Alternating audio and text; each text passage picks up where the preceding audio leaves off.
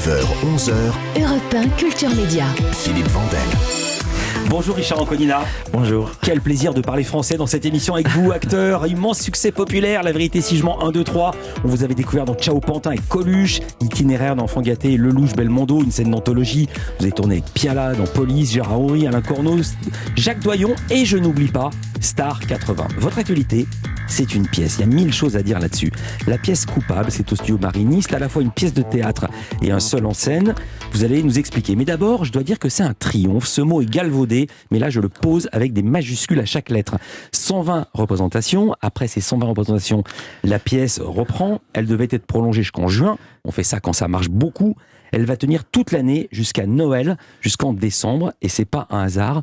Que raconte Coupable, Richard Anconina? Alors, d'abord, merci pour tout ça. Non, effectivement, la pièce raconte l'histoire d'un flic qui est affecté au 17, au police secours, pour des raisons qu'on connaîtra dans la pièce, disciplinaires, disons. Et donc, il répond au téléphone et au 3e appel, il a un coup de fil d'une jeune femme qui semble un peu en détresse, en désespérance. Il entend qu'elle pleure. Ouais. Elle parle doucement, elle a du mal à parler. Il arrive, au bout de 2-3 questions, à comprendre qu'elle a été kidnappée, elle est enfermée dans une voiture jusqu'au moment où il y a un homme violent qui lui dit de raccrocher. Et ça raccroche. Et donc lui, il se retrouve avec, sur son ordinateur, le numéro de la femme qui a appelé et la géolocalisation de l'appel. Il va tout faire pour la retrouver. Il y a des séquences incroyables parce qu'il a une idée qui lui vient qui est géniale. Je raconte le début, donc je ne spoil pas. Il lui dit « Parlez-moi comme si vous parliez à votre petite fille ». Oui. Et donc elle dit « T'as bien dormi ?» Bah oui, et il essaye de faire diversion. Elle fait semblant elle fait croire à son ravisseur qu'elle appelle sa fille. D'un mot, qui est ce flic, Pascal Zanetti? Vous l'avez dit, il n'est pas à la place qu'il devrait avoir dans ce commissariat. Non, il n'est pas à sa place parce qu'en fait, il a commis une grosse erreur dans l'exercice de son métier. Et donc, il va passer en commission disciplinaire. Et en attendant que la commission disciplinaire se prononce, on lui a enlevé son arme. Il est affecté au 17, au standard. Police secours, j'écoute. Alors, il faut raconter le dispositif, parce que c'est assez extraordinaire. Vous êtes seul en scène, mais c'est une pièce de théâtre, c'est pas un monologue, c'est pas du stand-up. Non. Il y a parfois une comédienne qui passe, qui joue une collègue, elle s'appelle Gaëlle Voukissa, je vais la citer. Mais sinon, les 14 comédiens à qui vous parlez, parce que vous parlez à beaucoup de personnages, des collègues, des suspects, des gens de la famille, ont été enregistrés. Racontez le dispositif. Alors en fait, il parle avec 14 personnes parce qu'il cherche cette femme, où est-ce qu'il peut la trouver. Donc il a des numéros de téléphone, il va réussir à appeler des gens. Et ces acteurs-là, qui sont tous extraordinaires, nous les avons enregistrés il y a 1 an en studio, et donc j'ai joué avec eux pour qu'on puisse avoir la même tonalité, le bon ton, la même partition, qu'on joue ensemble les mêmes choses, les mêmes émotions, parce que en fait sur le plateau, ils ne sont plus là.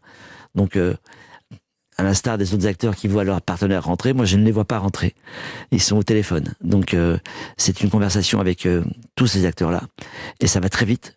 Et ils ne sont pas là, mais par contre, le spectateur, en même temps que moi, en direct, il entend ce qu'ils disent. Mais alors comment vous travaillez avec la bande-son pour le rythme, justement? Il y a un topper.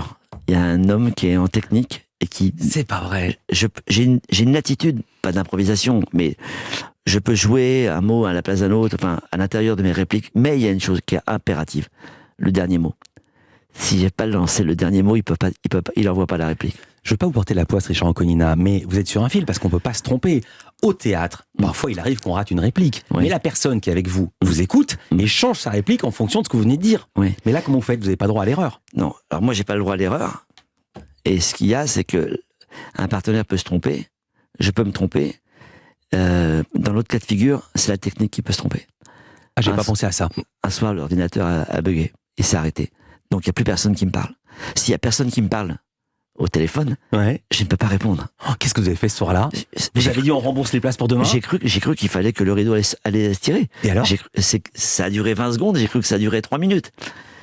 Et donc, j'ai improvisé, puisque je suis avec quelqu'un qui est à l'extérieur.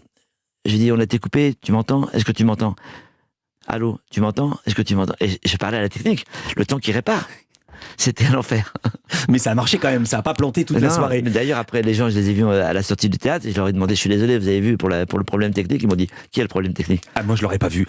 Il faut aussi raconter la mise en scène, elle est signée Jérémy Lippmann. On voit des écrans derrière vous. Racontez, on voit quoi? On voit ce que vous voyez.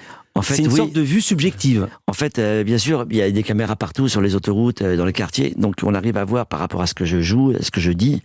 On voit les quartiers, de quel quartier il parle, de quel bar il parle, de tel pont d'autoroute. Donc, on voit tout ça sur les images qui sont derrière moi. Donc, ça nourrit beaucoup. Il y a une musique extraordinaire. Enfin, une musique. Il y a une bande son extraordinaire. Jérémy Lippmann, il a fait un travail. Le type, il est fort, quoi. C'est un visionnaire. Le gars, c'est magnifique. La mise en scène, la scénographie, le décor, tout ça va ensemble. Et c'est une pièce qui provoque une telle immersion. On rentre, on est dans le bureau. Les gens nous le disent, on a l'impression qu'on est dans notre canapé, devant une série Netflix. C'est vraiment. Puis en plus de ça, ça me correspond parce que j'ai pas fait de théâtre et pour moi, j'ai un code de jeu très cinéma, enfin très naturel. Vous n'avez pas fait de théâtre, c'est aussi ce qu'on va apprendre avec le portrait pré-fame de Lisa Marie Marquez. Culture Média continue, Richard Anconina est dans la place. Europe 1 Culture Média.